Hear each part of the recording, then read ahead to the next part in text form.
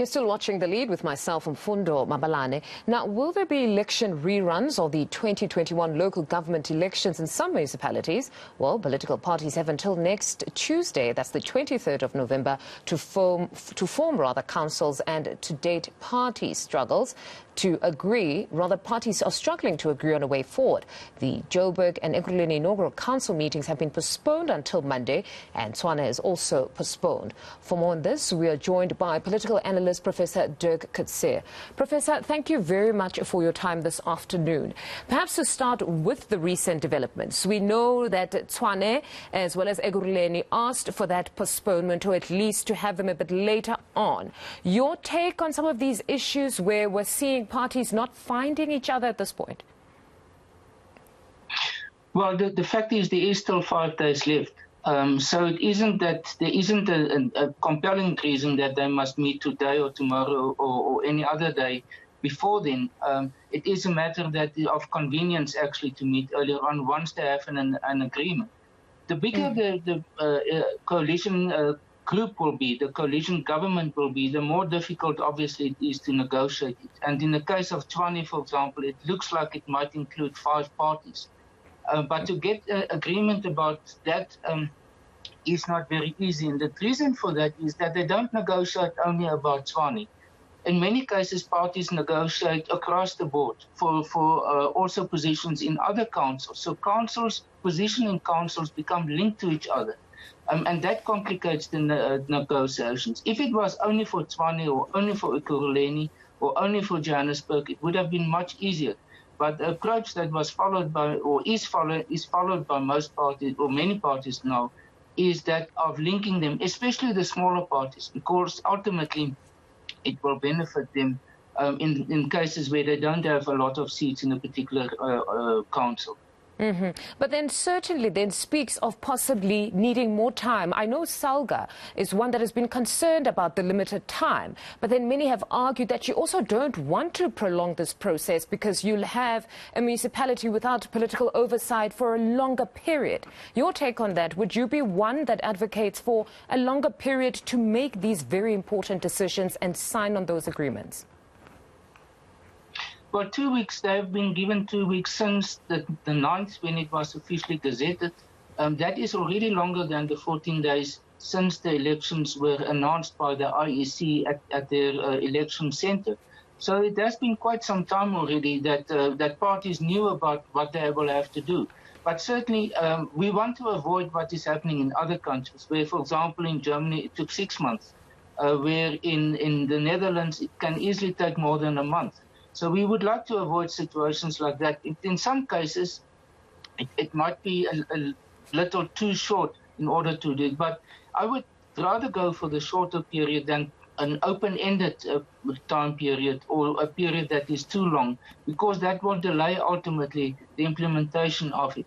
And therefore, I would say yes, and it is obviously it's established in the Municipal Structures Act. So it's something that parties know about for a very long time already and actually agree with. And then to the chaos from yesterday that we saw in Nelson Mandela Bay.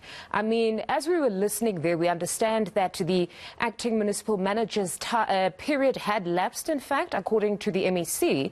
But then at one point, I don't know if you actually followed the proceedings, at one point, one council member stood up and said that at this point, they are the legislative authority that can take decisions. And then another council member stood up to say, no, we haven't even been sworn in. Does this not speak to a need for further education of these council members, that you need to be orientated on the process of local government itself? Because it seemed that somebody assumed they were now council and could make decisions before being sworn in.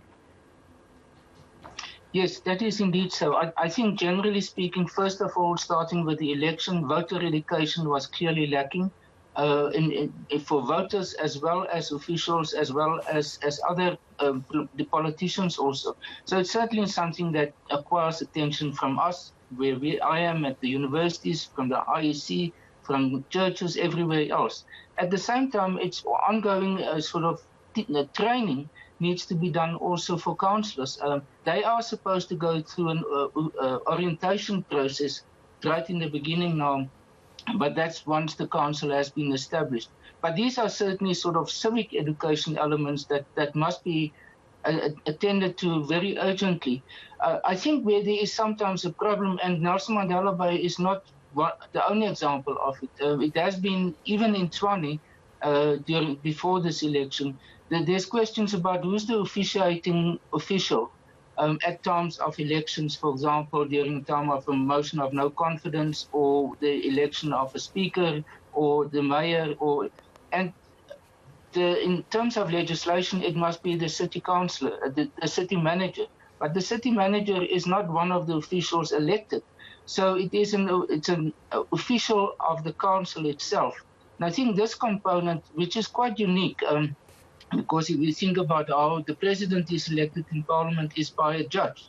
And I would think that might be a better option ultimately, to bring someone like a judge in order to deal with this, and not a person from within the council and maybe with vested interest in the whole process.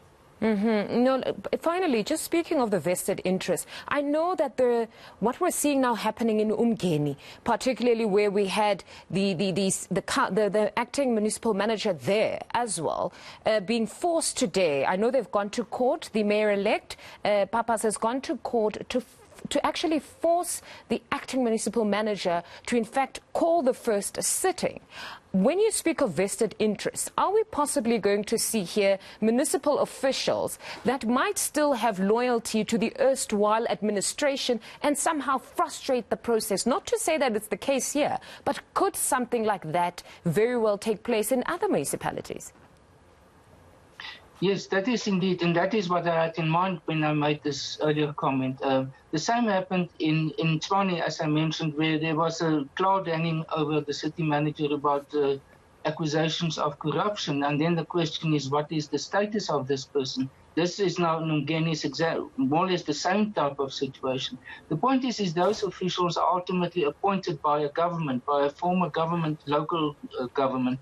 So there can be loyalties and associations that exist, and therefore I would call rather for a completely independent officiating person, like a judge, for example, or maybe even the IEC in some cases can do that, in order to avoid situations like this, which means that it becomes a contestation between the new parties in the council about who can actually take the lead. In establishing the new leadership in the council.